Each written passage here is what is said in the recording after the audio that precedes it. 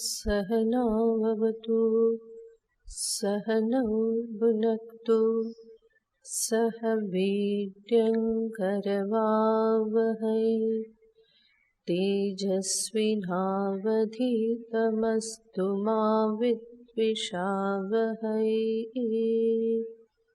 ॐ शान्ति शान्ति शान्तिः। सदाशिवसमारम्भां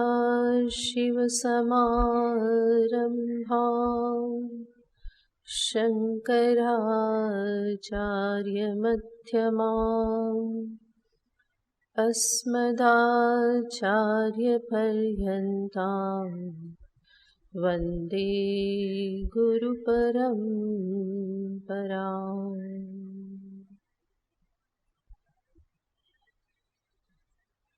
अर्जुन उवाच लेलीह्यसे ग्रसमानः समन्तात् लोकान् समग्रान् वदनैर्ज्वलद्भिः तेजोभिरापूर्य जगत्समग्रम् भासस्तवोग्राः प्रतपन्ति विष्णो आख्याहि मे को भवानुग्ररूपो नमोऽस्तु ते देववर प्रसीद विज्ञातुमिच्छामि भवन्तमाद्यं न हि प्रजानामि तव प्रवृत्तिम्। श्रीभगवानुवाच कालोऽस्मि लोकक्षयकृत् प्रवृद्धो लोकान् समाहर्तुमिह प्रवृत्तः ऋतेऽपि त्वां न भविष्यन्ति सर्वे येव स्थिताः प्रत्यनीकेषु योधाः। વિશ્વરૂપ એવા ભગવાન શ્રી નારાયણે અર્જુનના પ્રશ્નનો ઉત્તર આપતા કહ્યું કે અહમ કાલોસ્મિ લોકાન સમાહર્તુમ પ્રવૃત્તઃ. અને હે અર્જુન, ઋતેપિ ત્વા તારા વગર પણ એતે ન ભવિષ્યંતિ આ બધા જીવવાના નથી. યાને તું ન મારે તો પણ બધા મરવાના જ છે. એવું નથી કે તું યુદ્ધ નહીં કરે તો એ બધા અમર થઈ જશે. એ બધા મરવાના જ છે. ઋતેપિ ત્વા ન ભવિષ્યંતિ સર્વે પ્રત્યનીકેષુ અવસ્થિતાઃ યોદ્ધાઃ. આ બધા જ યોદ્ધાઓ.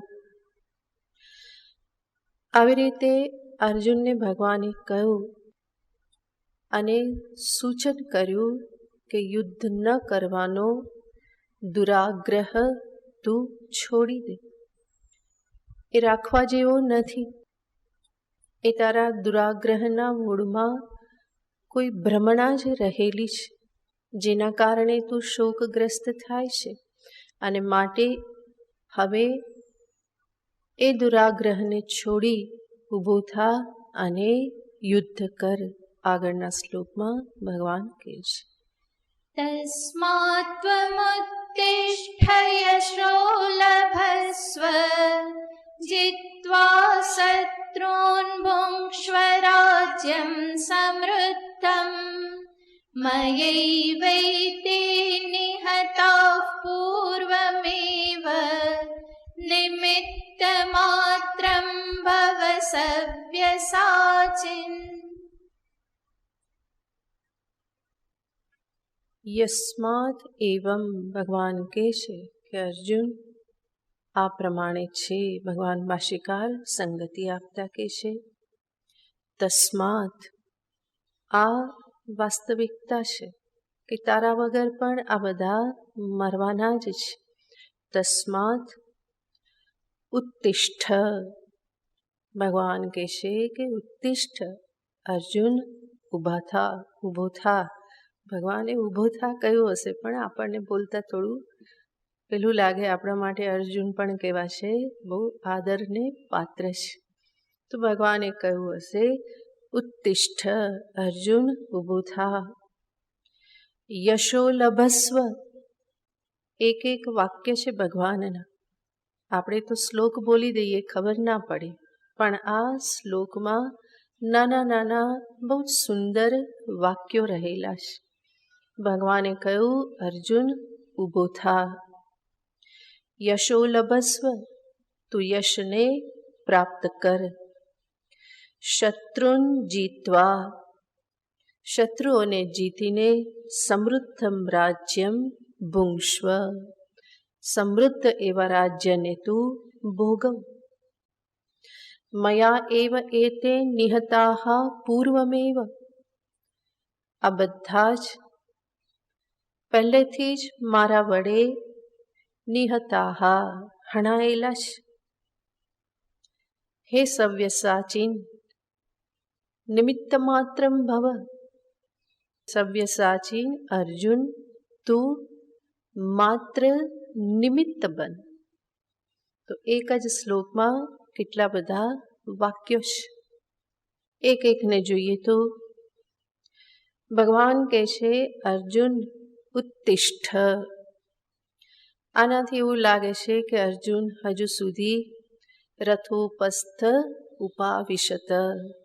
આગળ આવેલું હતું કે અર્જુન પોતાને કહેવાનું બધું કહી ચૂક્યા અને પછી રથોપસ્થ ઉપાવિશત.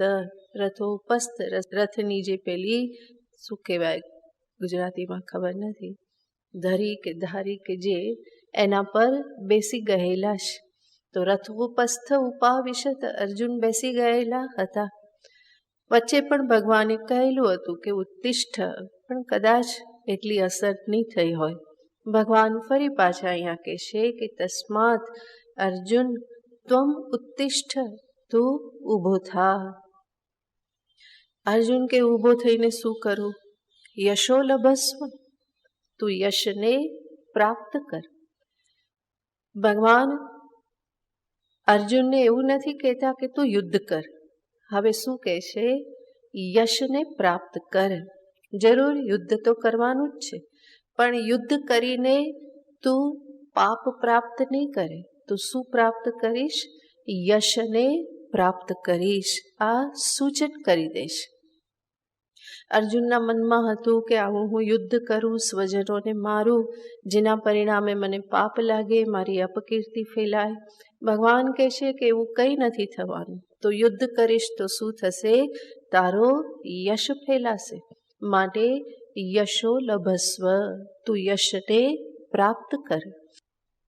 જીત્વા શત્રુન, શત્રુઓને જીતીને ભગવાન સ્પષ્ટ શબ્દોમાં કહે છે કે તું શત્રુઓને જીતવાનો જ છે. શત્રુન જીત્વા સમૃદ્ધમ રાજ્યમ ભુંક્ષ્વ, સમૃદ્ધ રાજ્યને તું ભોગવ. એટલું જ નહીં, ભગવાન અર્જુનને કહે છે મયા એવ એતે પૂર્વમેવ નિહતાઃ. અર્જુન, આ બધા તો મારા વડે પહેલેથી જ બધા હણાયેલા છે. તારે શું કરવાનું છે? હણાયેલાને જ હણવાના છે, મરેલાને જ તારે મારવાના છે. એટલું જ માત્ર કાર્ય કરવાનું છે. અને આટલું કાર્ય કરીને તું યશો લભસ્વ, તું યશને પ્રાપ્ત કરી લે. ભગવાનનો અર્જુન પ્રત્યે એટલો બધો પ્રેમ છે કે જે અર્જુનને યશ આપવા માગે છે. આમ તો ભગવાનનું નામ જ છે અમાની માનદઃ. વિષ્ણુ સહસ્રનામમાં તમે બોલો જ છો અમાની માનદો માન્યઃ. સ્વયં અમાની છે, માનની કોઈ અપેક્ષા હોતી નથી. યશ ખાટવાની, ક્રેડિટ લેવાની કોઈ અપેક્ષા નથી. અમાની અને એ જ ભગવાન કેવા છે? અમાની માનદહ, બીજાને માન આપનારા છે. તો ભગવાન હંમેશા બીજાને માન યશ આપનારા છે.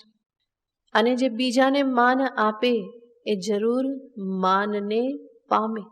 એટલા માટે ત્રીજું નામ આવે છે માન્ય, જે બધાને માટે માન્ય છે. તો ભગવાનનું આ જે સ્વરૂપ છે એ જ અહીંયા પ્રગટ થાય છે. ભગવાન અર્જુનને કહેશે, તું યશને પ્રાપ્ત કર. જ્યાં જ્યાં ભક્તોને માટે અવસર હોય ત્યાં ત્યાં ભગવાન એમને યશ આપવામાં પાછા પડતા નથી. પોતાની પ્રતિજ્ઞાનો ત્યાગ કરી ભક્તની પ્રતિજ્ઞા રાખીને પણ ભગવાન ભક્તને ઊંચો ચડાવે છે. મહાભારત યુદ્ધ પછી ભીષ્મ પિતામહ શરશૈયા પર સૂતેલા હતા અને ઉત્તરાયણની પ્રતીક્ષા કરતા હતા. યુદ્ધ વિરામ થતાં ભગવાન કૃષ્ણ યુધિષ્ઠિરને કહેશે કે યુધિષ્ઠિર, અજ્ઞાનનો સૂર્ય અસ્ત થાય એ પૂર્વે એની પાસેથી બધી વિદ્યા જ્ઞાન પ્રાપ્ત કરી લો. અને બધાને ભીષ્મ પિતામહ પાસે મોકલે છે. 5 પાંડવ, દ્રૌપદી, ભગવાન કૃષ્ણ, બીજા બધા ઋષિમુનિઓ પણ ઘણા બધા. અને ત્યાં જઈ બધા ઊભા રહે છે. યુધિષ્ઠિર આ પ્રમાણે હાથ જોડીને ઊભેલા હોય છે. એમને બહુ સંકોચ થતો હોય છે, કારણ કે સ્વજનોને મારેલા છે યુદ્ધમાં, તો બોલી શકતા નથી. ભગવાન કૃષ્ણ એના થકી બોલે છે, ભીષ્મને કહે છે કે પિતામહ, આપ પાંડવોને ધર્મોપદેશ કરો, આપ સર્વ ધર્મના જ્ઞાતા છો. અને ત્યારે ભીષ્મ પિતામહ કૃષ્ણની સામે જોઈને કહે છે કે હે માધવ, પિતામહ આ સંબોધન બહુ જ કરતા. એમને માધવ નામ પ્રિય હતું, તો કૃષ્ણને ઘણી વખત આ સંબોધન કરતા. તો ત્યારે પણ કહેશે કે હે માધવ, હું તો અત્યારે શરશૈયા પર છું. મને કોઈ શાસ્ત્ર યાદ નથી, મારી કોઈ વિદ્યાની કોઈ સ્મૃતિ નથી, મારું સામર્થ્ય નથી. હું કેવી રીતે ધર્મોપદેશ કરું? અને જ્યાં આપ સાક્ષાત બિરાજમાન છો, આપ જ કરી શકો એમ છો, આપ મને ક્યાં કહો છો? ત્યારે ભગવાન કૃષ્ણ કહેશે કે પિતામહ, હું તો કરી શકું એમ છું, પરંતુ હું ઈચ્છું છું કે આ ધર્મોપદેશ આપના મુખેથી પાંડવોને સાંભળવા મળે. અને ભગવાન કૃષ્ણએ એમને એવા આશીર્વાદ આપ્યા. ભગવાને કહ્યું કે તમને બધી જ વિદ્યા યાદ આવી જશે, તમારું સામર્થ્ય પણ શરીરમાં પ્રાપ્ત થશે આટલું બધું બોલવાનું, પણ ધર્મોપદેશ તો આપ જ કરો. શા માટે ભગવાન આવું કરે છે? કારણ કે ભગવાન ભીષ્મને યશ અપાવવા માગે છે. ભીષ્મ પણ કૃષ્ણના અનન્ય ભક્ત છે, બહુ જ પ્રેમ છે. એમનો પ્રેમ પણ કોઈ વિલક્ષણ છે કૃષ્ણ માટેનો. હંમેશા એના ઉપર એ ઓવારી જતા.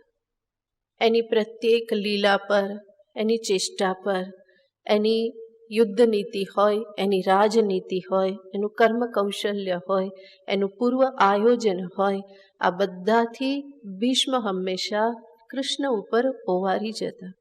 તો એવા કૃષ્ણ ભક્ત ભીષ્મને ભગવાન યશ આપવા માગે છે. અને એટલા માટે કેટલો બધો વિસ્તાર છે.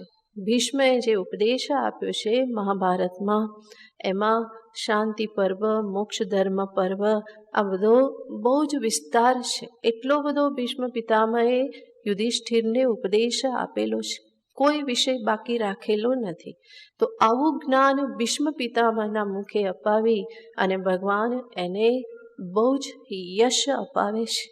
તો ભગવાન હંમેશા યશ આપનાર છે. અને અહીંયા એટલા માટે જ અર્જુનને કહેશે, અર્જુન પણ ભગવાનના પ્રિય ભક્ત છે, સખા છે, ભક્ત છે. અને ભગવાનનો અર્જુન માટેનો પ્રેમ તો બહુ પ્રસિદ્ધ છે જ.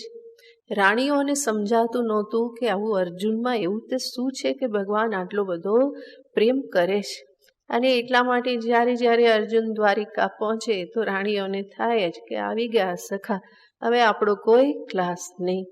અને થોડી વાર થાય તો ફરી પાછા ભગવાન ક્યાં પહોંચી જાય? દ્વારિકાથી ઇન્દ્રપ્રસ્થ, હસ્તિનાપુર એ બાજુ પહોંચી જાય. તો અર્જુન માટે ભગવાનને અનન્ય પ્રેમ છે. એક વખત ઇન્દ્ર પાસે કંઈક કાર્ય થયું અને ઇન્દ્ર કૃષ્ણને કહેશે કે કૃષ્ણ, વરદાન માગો, તમને જે જોઈએ તે આપું.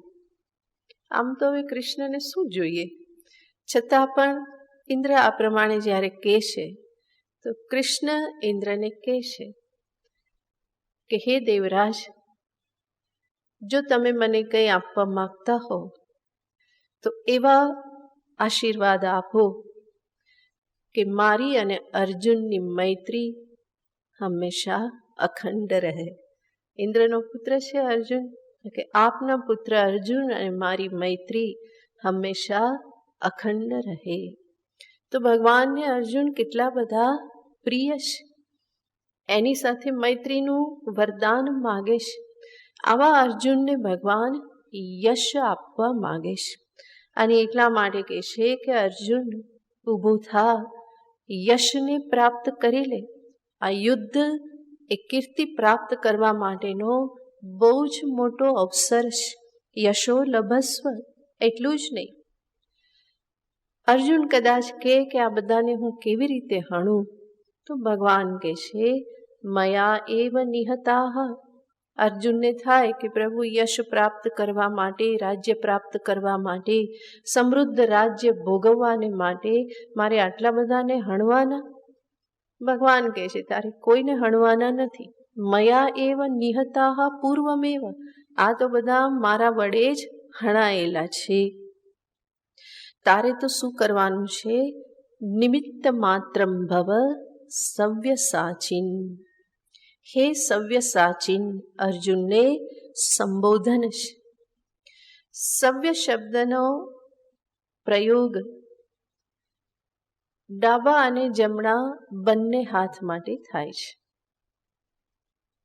અને સવ્યસાચીનનો એટલા માટે અર્થ થાય જે બંને હાથે બાણ ચલાવી શકે છે. વામ દક્ષિણયોહો સવ્યમ તે કોશ. અમારા કોશમાં આ પ્રમાણે છે કે સવ્ય શબ્દ વામ દક્ષિણયોહો, ડાબા હાથ અને જમણા હાથ બંને માટે વપરાય છે. તો બંને હાથે જે બાણ ચલાવી શકે છે. આમ તો જમણા હાથે બાણ ચલાવવું બહુ સામાન્ય છે, બધા ચલાવતા હોય, પ્રત્યંચા ખેંચે અને બાણ છોડે. પણ ડાબા હાથે પણ ચલાવવું એક વિશેષતા કહેવાય. એટલા માટે અહીંયા સવ્યસાચીનનો અર્થ જે ડાબા હાથે પણ બાણ ચલાવી શકે છે એવો પણ કરવામાં આવે છે. તો અર્જુન બંને હાથથી ઉચિત રીતે જ લક્ષ્ય વેધન કરી શકતા હતા. અર્જુનને માટે કહેવાય છે કે બહુ જ નિષ્ઠાવાન અને દ્રઢ પ્રતિજ્ઞ હતા, ખાસ કરીને વિદ્યા પ્રાપ્ત કરવામાં. તો આજે ડાબા હાથે પણ એમણે અભ્યાસ કરેલો. એના માટે પણ એક કથા કહેવાય છે. પાંડવો જ્યારે નાના હતા, બાલ્યવસ્થામાં, અને બધા જમવા બેઠા હતા, ભોજન કરતા હતા, અને ત્યારે અચાનક દીવો બુઝાઈ ગયો, અંધારું થઈ ગયું. અંધારું થઈ ગયું તો પણ બધાનું જમવાનું તો ચાલુ જ રહ્યું. આનાથી અર્જુનને વિચાર આવ્યો કે અંધારામાં પણ કોળિયો તો ક્યાં જાય છે? મોઢામાં જ જાય છે. કેવી રીતે? તો અર્જુનના મનમાં આવ્યું કે આ અભ્યાસનો પ્રતાપ છે. અભ્યાસ થયેલો છે હંમેશા. તો તો તરત જ એણે નક્કી કર્યું કે અભ્યાસથી બધું સિદ્ધ થાય છે, તો હું ડાબા હાથે પણ બાણ ચલાવવાનો અભ્યાસ કરું તો થઈ શકે. એટલું જ નહીં, અભ્યાસથી અંધારામાં પણ હું લક્ષ્ય વેધન કરી શકું. આવા નિશ્ચયથી એ બાલ્યાવસ્થાથી જ એમણે આ અભ્યાસ પ્રારંભ કરેલો હતો.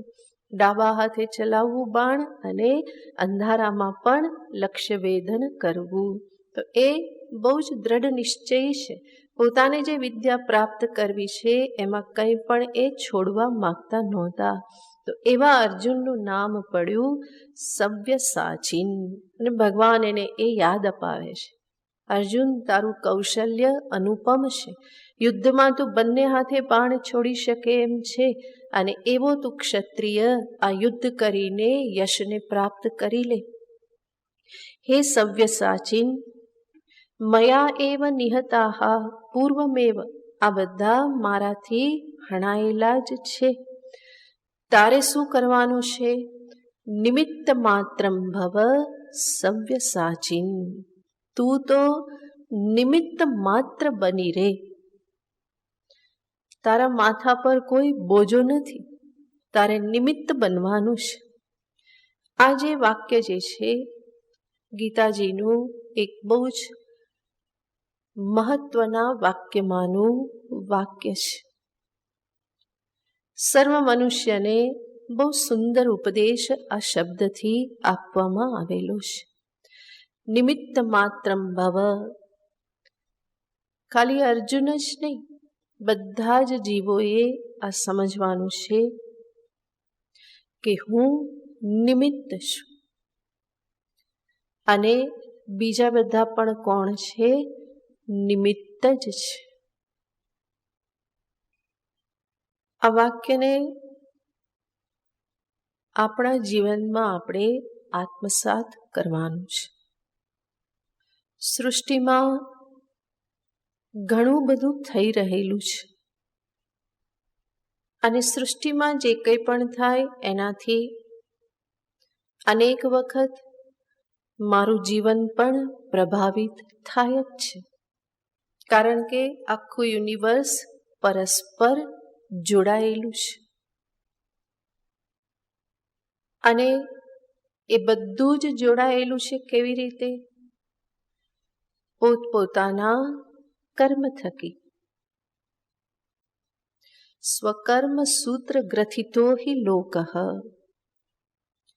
સમસ્ત લોક જે છે પોતાના કર્મરૂપી સૂત્રથી, દોરીથી બધા એકબીજાની સાથે બંધાયેલા છે, સંકળાયેલા છે. જેવી રીતે દોરાથી મોતીઓ એકબીજાની સંપર્કમાં છે, એવી જ રીતે કર્મસૂત્રથી જીવો એકબીજાની સાથે જોડાયેલા છે. અને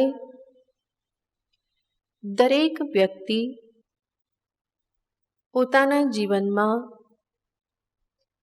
પોતાના કરેલા કર્મનું ફળ ભોગવે છે. કર્મફળનો સિદ્ધાંત અફર છે દરેકને માટે. અને કર્મફળ જ્યારે પ્રાપ્ત થાય છે ઈશ્વરના નિયમ મુજબ, તો એ કર્મફળ ઈશ્વર આપવા આવતા નથી, પરંતુ એ કર્મફળ મને પ્રદાન કરવાને માટે કોઈને નિમિત્ત બનાવે છે. આપણે એવું સમજીએ કે આણે આમ કર્યું, કે આણે આમ કર્યું, આના કારણે સુખ થયું, આના કારણે આ થયું. વસ્તુતઃ એ કારણ નથી, એ કોણ છે? નિમિત્ત છે. કારણ સમજવું અને નિમિત્ત સમજવું એમાં બહુ મોટો ભેદ છે. કારણ સમજીએ એનો અર્થ એ જ જવાબદાર છે. નિમિત્ત સમજીએ એનો અર્થ આ કેવલ સાધન છે, જવાબદાર એની પાછળ બીજું કોઈક છે.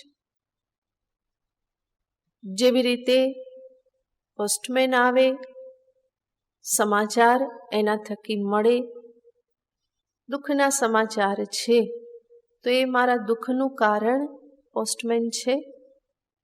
નથી જ. પણ એ નિમિત્ત છે કે નહીં? નિમિત્ત બન્યા સમાચાર આપવા માટે. તો નિમિત્ત સમજવું અને કારણ સમજવું, આમાં બહુ જ મોટો ભેદ છે.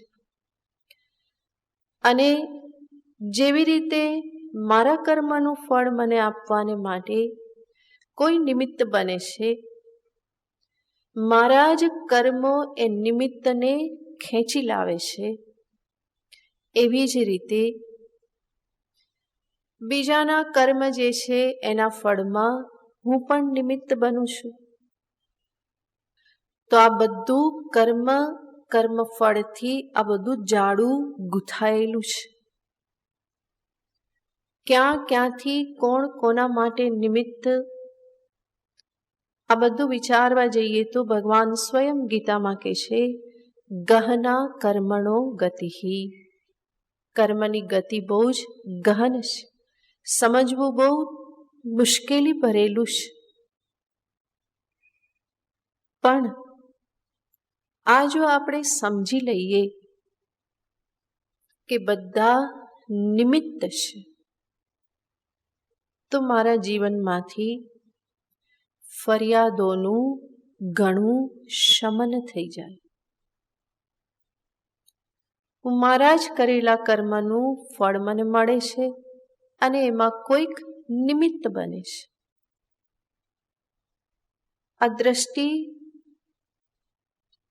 જો મને પ્રાપ્ત થાય તો મારા મનમાં ઉઠતી ઘણી બધી ફરિયાદો શમી જાય, શાંત થઈ જાય. ફરિયાદોના શમનને માટે નિમિત્ત ભાવ સમજવો એ બહુ જ મહત્વનું છે. બીજું, અહંકારના શિથિલીકરણ માટે પણ હું જે કંઈ પણ કરું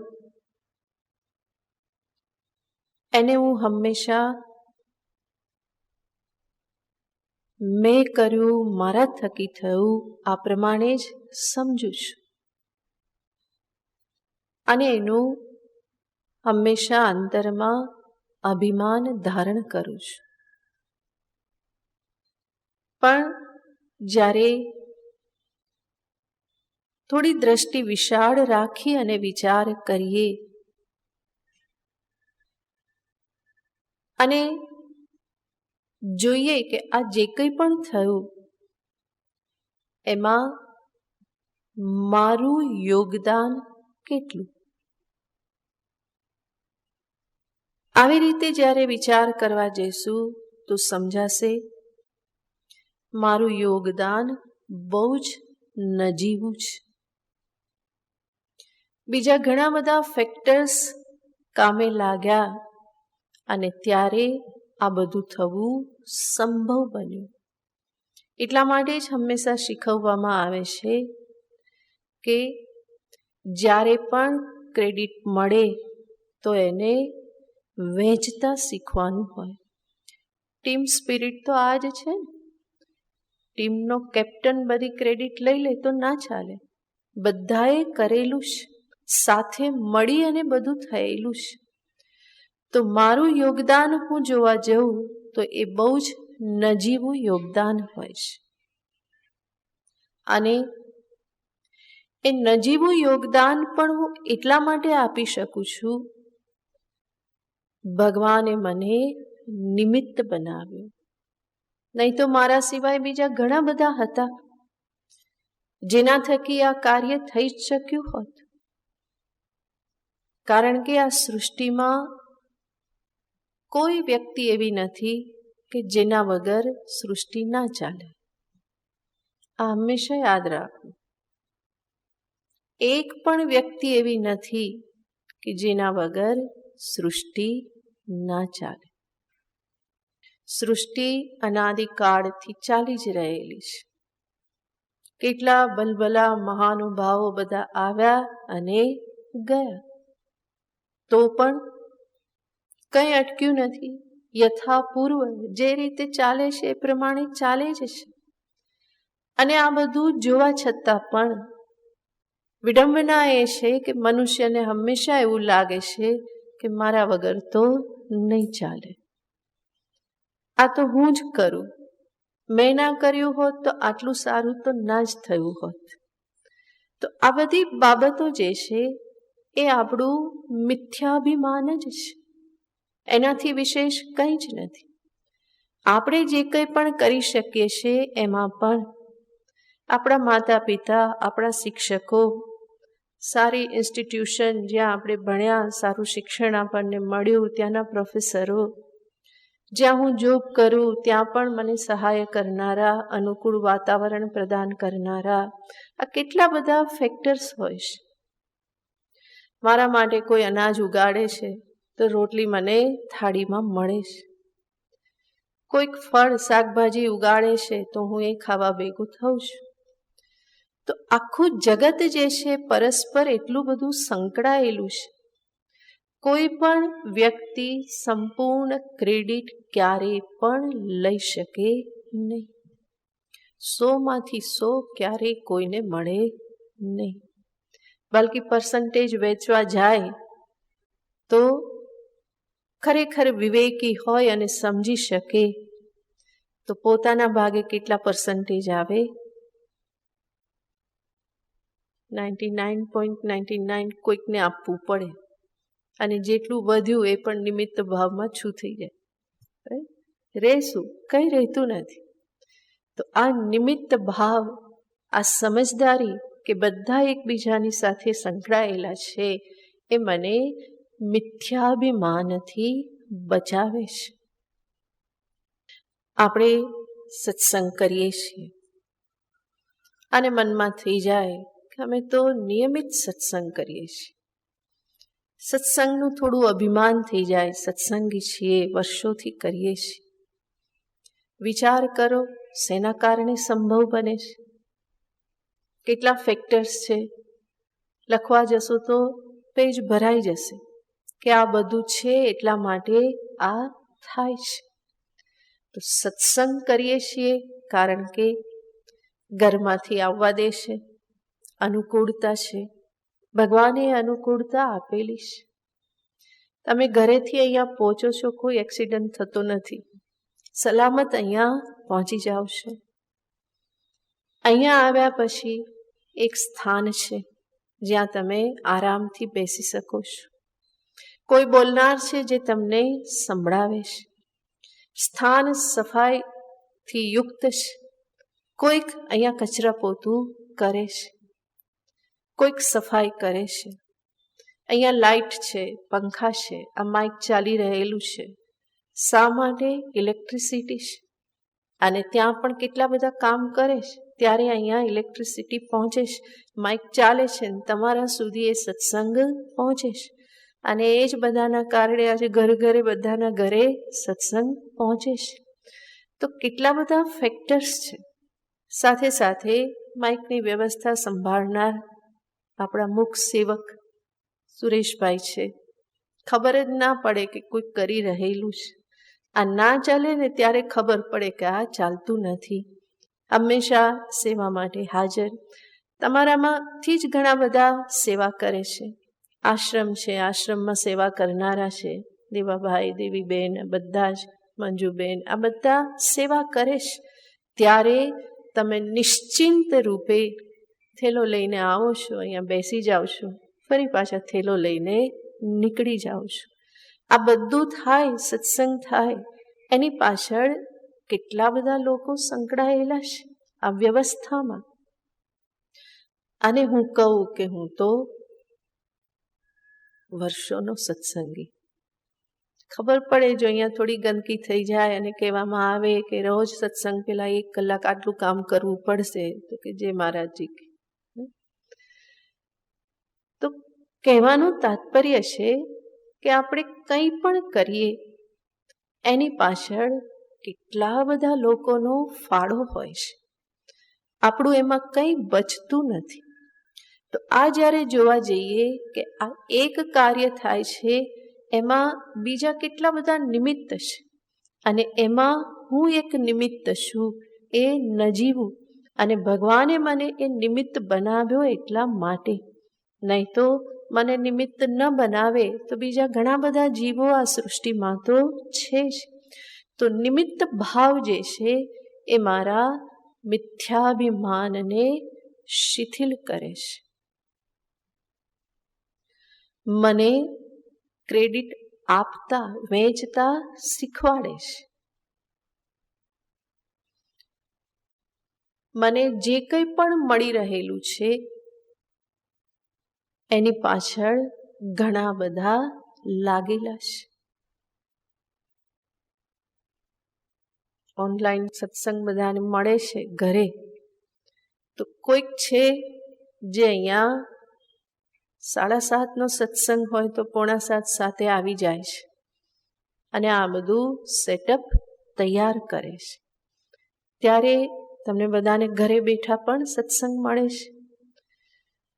તો કંઈ પણ મને મળે, કંઈ પણ જીવનમાં ઉપલબ્ધિ થાય છે, એની પાછળ ઘણા બધાનું યોગદાન હોય છે, ઘણા બધા નિમિત્ત હોય છે. હું પણ એમાં એક નિમિત્ત હોઉં છું, અને આ નિમિત્ત બનવાનું સૌભાગ્ય મળે એ પણ ભગવાનની કૃપા જ સમજવી. તો આ રીતે નિમિત્ત ભાવ જે છે એ મારા મિથ્યાભિમાનને, અહંકારને ઉગાડવાનું કામ કરે છે. એટલું જ નહીં, જ્યારે હું મને પોતાને નિમિત્ત સમજું છું, ત્યારે હું મારા ઉપર એક સત્તાનો સ્વીકાર કરું છું, ઈશ્વર સત્તા. હું નિમિત્ત છું. કોણે નિમિત્ત બનાવ્યો? પ્રભુએ નિમિત્ત બનાવ્યો. નિમિત્ત બનવું અને પોતાને સાધન સમજવું. જે કંઈ પણ થઈ રહ્યું છે એ કોઈક મારા દ્વારા કરાવી રહેલું છે. હું નથી કરતો, પણ કોઈકની પ્રેરણાથી હું કરું છું. હું નિમિત્ત માત્ર છું, કારણ તો કોઈક બીજું જ છે. હું સાધન માત્ર છું, વાંસળી માત્ર છું. ફૂંક મારીને સૂર તો કોઈક બીજું જ રેલાવે છે. આ સાધન ભાવ, આવો નિમિત્ત ભાવ જીવનમાં ધારણ કરી રાખો, એ પણ કર્મયોગ જ છે. કર્મયોગનું આ સ્વરૂપ છે. હું નથી કરતો, પ્રભુ કરાવે છે. એની પ્રેરણાથી, એની ઈચ્છાથી હું કરી રહેલું છું. અને એટલા માટે વસ્તુતઃ કરનાર, કરાવનાર તો કોણ છે? પ્રભુ જ છે.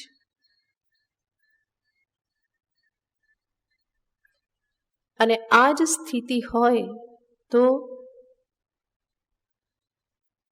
હું જે કંઈ પણ કરું,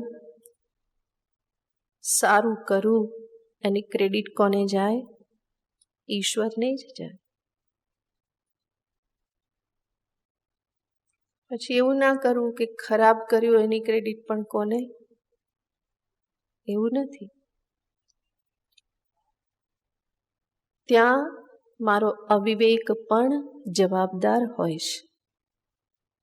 ભગવાને આપેલી બુદ્ધિશક્તિ, વિવેક શક્તિનો ઉપયોગ ન કરું અને હું અધર્મ કે ખોટું કર્મ કરી દઉં, તો ત્યાં એવું ના કહેવાય કે આ ભગવાને કરાવ્યું.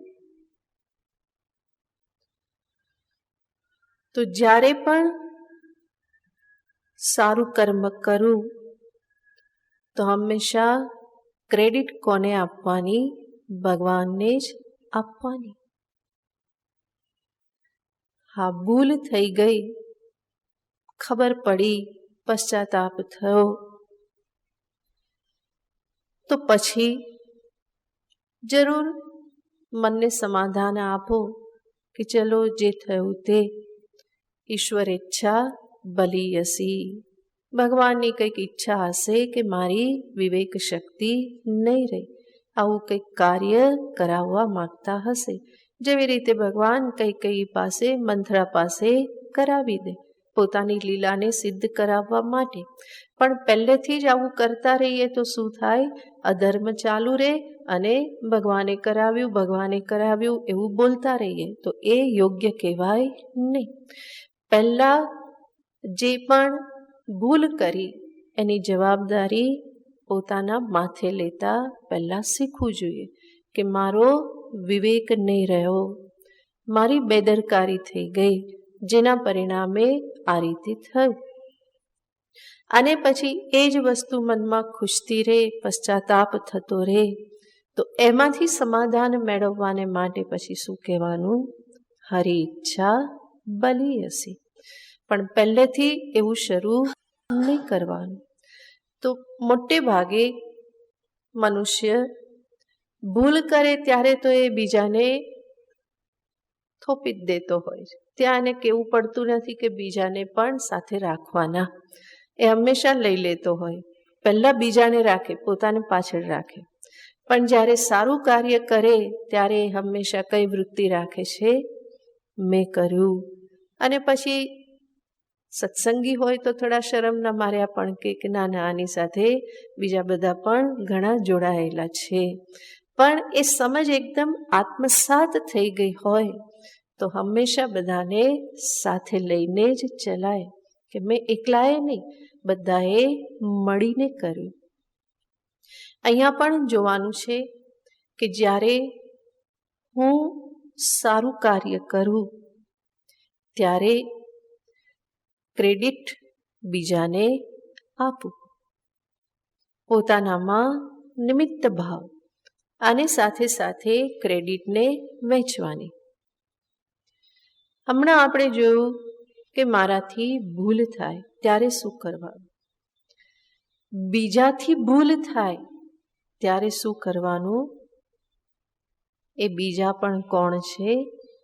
નિમિત્ત છે. હરિની પ્રેરણાથી એણે આ પ્રમાણે ભૂલ કરી. મહારાજ કોઈક કર્મનું ફળ પ્રદાન કરવાને માટે ભગવાને એને નિમિત્ત બનાવ્યું. બીજાની ભૂલને ભૂલવા માટે, ક્ષમા કરવાને માટે ત્યાં પણ હંમેશા શું રાખો? નિમિત્ત ભાવ અને ઈશ્વરની પ્રેરણાથી થવું.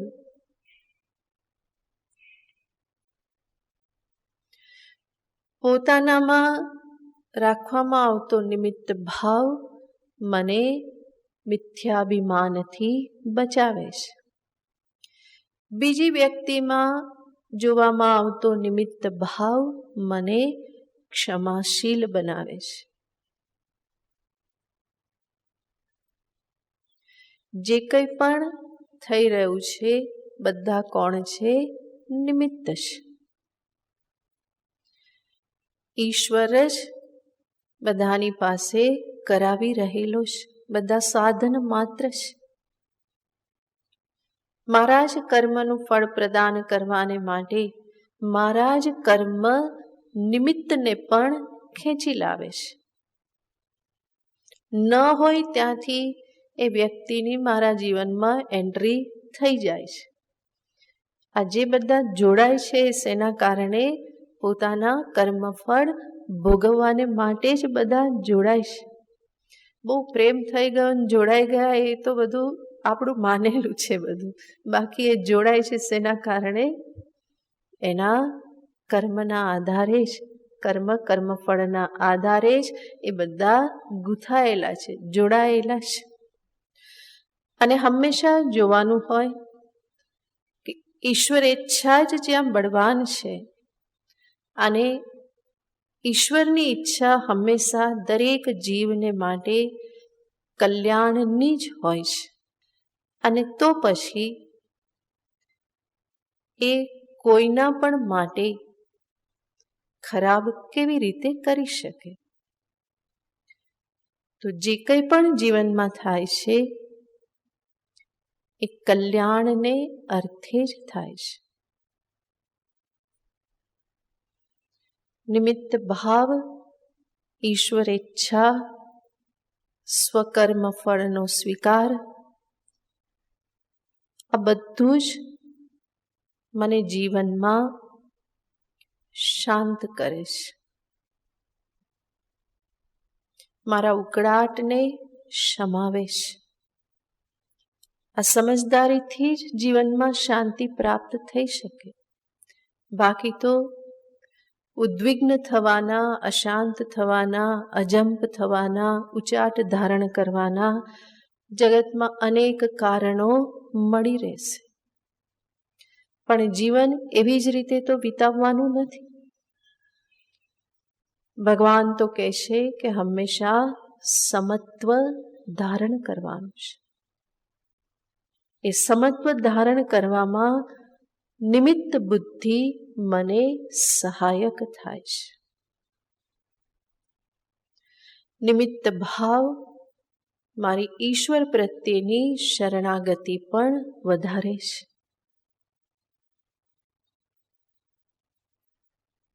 જે કંઈ પણ થાય પ્રભુ કરે છે, પ્રભુની ઈચ્છાથી થાય છે. તો પછી શંકા કરવા માટે, ઉચાટ કરવા માટે કોઈ કારણ રહેતું નથી. તો નિમિત્ત ભાવથી શરણાગતિ વધે, અને જેટલી શરણાગતિ વધે એટલી જીવનમાં શાંતિ પણ વધે છે.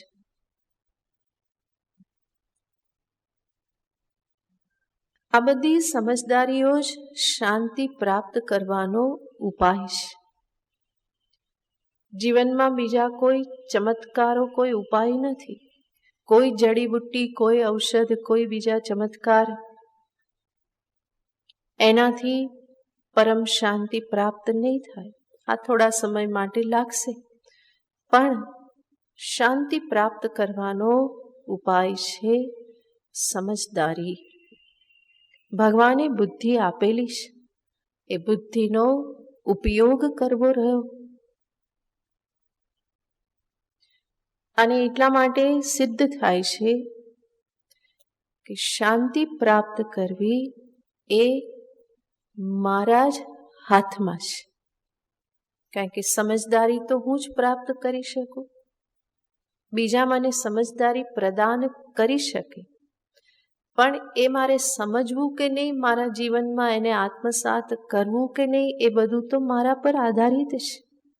બાકી તો સમજદારી, જ્ઞાન, વિદ્યા તો ઘણું બધું મળી શકે, પણ એને હું જીવનમાં કેટલું આત્મસાત કરું, કેટલું અપનાવું, એ સમજી અને હું મારા કેટલા દુરાગ્રહ, પૂર્વાગ્રહ આ બધું છોડી અને સત્યનો સ્વીકાર કરી શકું, આ બધું મારા હાથમાં છે. એટલા માટે કહેવામાં આવે કે શાંતિ બીજે ક્યાંયથી મળવાની નથી, તમારામાંથી જ મળશે. પણ તમારામાંથી ક્યારે? જ્યારે આ સમજદારી પ્રાપ્ત કરશો ત્યારે. એ તમારામાં જ શાંતિ છે, તમારામાંથી જ મળશે. એટલે અચાનક જ એક દિવસ એવો નહીં આવી જાય કે અંદરથી કઈ શાંતિની ધારા ફૂટીને તમને આનંદ આનંદ થઈ ગયો. એવું કંઈ થતું નથી. એવી ભ્રમણામાં રહેવું નહીં.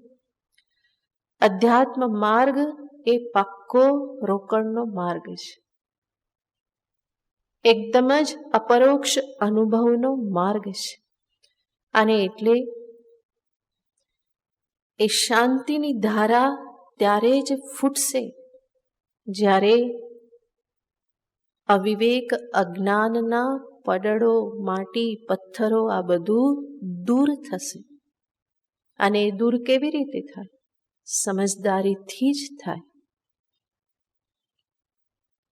વિવેક શક્તિ, સમજદારીની કુહાડી ચલાવી આ બધું દૂર કરવું પડે, તો જ એ અંતરથી શાંતિની ધારા પ્રગટશે. તો આ બધી બાબતોમાં કોઈ ભ્રમણામાં રહેવું નહીં. બહુ સીધો સાદો માર્ગ છે. અહીંયા કંઈ વાંકા ચૂકું કંઈ છે જ નહીં. ભગવાને બુદ્ધિ આપી, મનુષ્યને વિવેક શક્તિ આપી, પસંદગી કરવાનું સામર્થ્ય આપ્યું. આ બધાનો ઉપયોગ કરી અને માનવની પોતાની જવાબદારી થઈ જાય છે કે પોતાનામાં જ રહેલી શાંતિને શોધી કાઢે. તો નિમિત્ત ભાવ જે છે એ મને શરણાગતિ પ્રદાન કરીને, વિવેક શક્તિ મારી જાગૃત રખાવીને, ક્ષમાશીલ બનાવીને, મિથ્યાભિમાન છોડાવીને મને શાંત કરે છે. આ બધી સમજદારીથી એ મને શાંતિ તરફ લઈ જાય છે. તો મારામાં પણ નિમિત્ત ભાવ જો, બીજામાં પણ નિમિત્ત ભાવ જો. આ નિમિત્ત ભાવ માટે, એને સ્મરણમાં રાખવાને માટે ક્યાંક લખીને રાખી મૂકવું જોઈએ. ઘરમાં, ઓફિસમાં નિમિત્ત માત્રમ ભવ. સાથે પોતાનું નામ લખી દો. ભગવાને અહીંયા સવ્યસાચીન લખેલું છે. પોતાનું નામ લખીને રાખી દો. નિમિત્ત માત્રમ ભવ મયુર. તો એ રીતે જેથી કરીને આપણને સ્મરણ રહે. કારણ કે વૃત્તિઓ આપણી એવી બધી બીજી તરફથી દ્રઢ થયેલી છે. હું કરું, મેં કર્યું, મારા થકી, આ બધું એટલું બધું દ્રઢતાથી અંદર ભરેલું છે કે આ બધું સાંભળવા છતાં પણ નિમિત્ત ભાવ ક્ષણમાં છું થઈ જાય છે. ફરી પાછો કલાક પછી યાદ આવે, ફરી ક્ષણમાં છું થઈ જાય. ફરી પાછા કલાક, 2 કલાક પછી યાદ આવે, ફરી પાછું ભૂલાઈ જાય. ફરી પાછો પેલો હુંકાર છે એ આવતો જ રહે. તો એ સ્મરણમાં રહે એટલા માટે ક્યાંક લખી રાખો. હંમેશા નજરમાં રહે, સામે રહે. તો એ પ્રોજેક્ટ રાખવો પડે. મારી આ દિવસોમાં કઈ સાધના ચાલે છે? નિમિત્ત ભાવની સાધના ચાલે છે. એ મારો પ્રોજેક્ટ. આવી રીતે કરતાં કરતાં આપણું મિથ્યાભિમાન, અહંકાર આ બધું ઢીલું પડે. જેવો અહંકાર આવે કે તરત જ કઈ સોય મારવાની, નિમિત્ત માત્રમ ભવ, પંક્ચર પાડી દેવાનું. ફરી હવા નીકળી જાય. ફરી પાછી હવા ભરાઈ ગઈ તો ફરી પાછું ક્યાંક લખેલું વાંચવામાં આવી જાય, સ્મરણ આવી જાય, એ ટાંકણી લાગી જાય તો તરત શું થઈ જાય? હવા બધી નીકળી જાય. પણ આ કરવું પડે પ્રયત્નપૂર્વક. અને તો જીવન બહુ જ સ્મૂધ થઈ જાય, સરળ થઈ જાય, આસાન થઈ જાય. તો નિમિત્ત માત્રમ ભવ, ભગવાનનો આ બહુ જ મહત્વનો ઉપદેશ છે. વિશેષ કાલે ઓમ પૂર્ણમદ પૂર્ણમિદં પૂર્ણાત પૂર્ણમુદચ્યતે પૂર્ણસ્ય પૂર્ણમાદાય પૂર્ણમેવાવશિષ્યતે. ઓમ શાંતિ શાંતિ શાંતિ. હરિ ઓમ. શ્રી ગુરુભ્યો નમઃ. હરિ ઓમ.